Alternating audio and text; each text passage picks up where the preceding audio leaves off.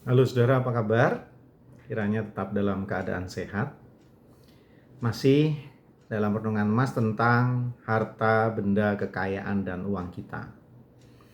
Saya selalu mendoakan agar kita eh, hidup dengan baik, layak, berkecukupan, bahkan kalau perlu kaya pada siapapun.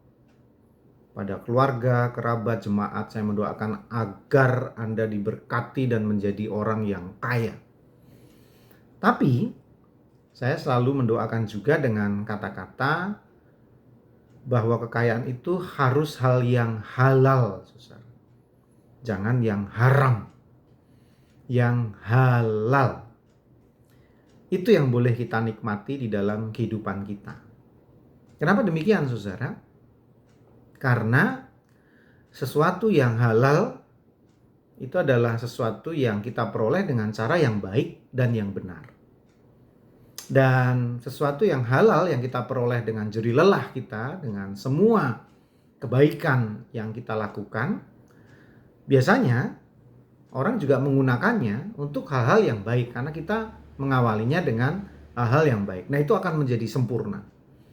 Diperoleh dengan cara yang baik, digunakan dengan cara yang baik.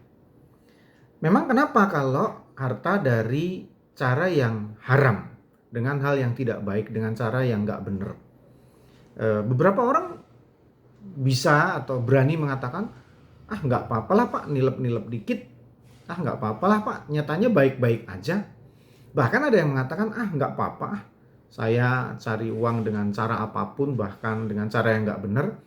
Yang penting saya bisa nyumbang rumah ibadah, saya bisa berderma, saya bisa membantu fakir miskin, saya bisa membuat orang lain senang. Kan uangnya sudah jadi baik. Walaupun caranya jahat, walaupun saya mencuri, korupsi, nyolong, nilep, markup, dan lain sebagainya. Kan saya pakai untuk hal-hal yang baik, pasti jadi berkah. Apa betul demikian, saudara? Tidak, saudara. Ya, eh, kadang-kadang kita berpikir bahwa yang jahat itu tidak serta-merta membuat hidup kita hancur. Ini bahaya, saudara ya. Sekali lagi, hal-hal yang tidak baik, hal-hal yang jahat, hal-hal yang kita peroleh dengan cara tidak benar, seperti korupsi, markup, mencuri, mengambil hak orang lain, itu tidak serta-merta membuat kita bangkrut. Memang, saudara, dampaknya tidak langsung terjadi. Tapi hati-hati. Tuhan yang tidak lagi berkenan pada kita, bukan Tuhan yang mudah lupa dengan apa yang sudah kita lakukan. Satu contoh, saudara, Raja Saul. Saudara bisa melihat kisahnya dalam 1 Samuel pasal yang ke-15, ayatnya yang ke-28 dikatakan, kemudian berkatalah Samuel kepadanya, Tuhan telah mengoyakkan daripadamu jabatan raja atas Israel pada hari ini, dan telah memberikannya kepada orang lain yang lebih baik daripadamu. Masih ingat kisahnya Raja Saul yang sudah tidak lagi didukung jabatannya oleh Tuhan? Ya, jadi Tuhan memberikan sebuah misi kepada Saul. Tapi Saul tidak mentaatinya. Dia lebih takut kepada rakyat yang ingin memanfaatkan hasil jarahan perang. Dia takut kehilangan popularitasnya. Sehingga sekali lagi dia lebih takut kepada rakyat. Tapi dia lupa. Dia jadi tidak takut kepada Tuhan. Maka Tuhan menghentikan dukungannya kepada Saul. Lewat Nabi Samuel, berita dicabutnya dukungan itu disampaikan. Pertanyaannya, langsung bangkrutkah Saul? Saul langsung jadi gembel? Saul langsung jadi rakyat jelata yang tidak punya kuasa? Apakah Saul langsung tidak bisa memerintahkan pasukannya? Tidak, saudara.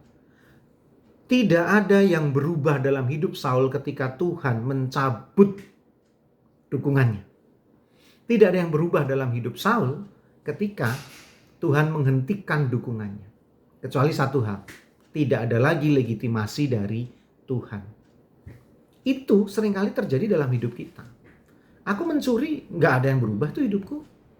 Aku korupsi, mobilku malah tambah banyak. Hartaku tambah banyak. Duitku makin berlimpah. Istriku makin sayang. Anak-anakku makin senang. Sekolahnya ke luar negeri. Makan siang di Jakarta. Makan malam di Hong Kong. Besok pagi saya sudah ada di Bali. Saya bisa keliling dunia. Baik-baik saja. Saudara, hati-hati. Kita bisa menjadi seperti Saul. Hati-hati dengan hartamu. Tidak semua harta kita itu kita peroleh dengan cara yang baik. Tidak semua harta kita itu halal. Dan jangan berpikir bahwa itu membuat hidup kita akan baik-baik saja. Tidak. Ketika Tuhan tidak berkenan dengan harta itu, maka itu akan menjadi persoalan kita. Ingat, mungkin tidak saat itu juga.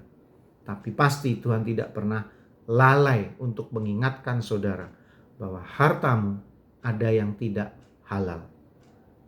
Apakah semua harta saudara sudah diperoleh dengan cara yang baik dan dipergunakan dengan cara yang baik?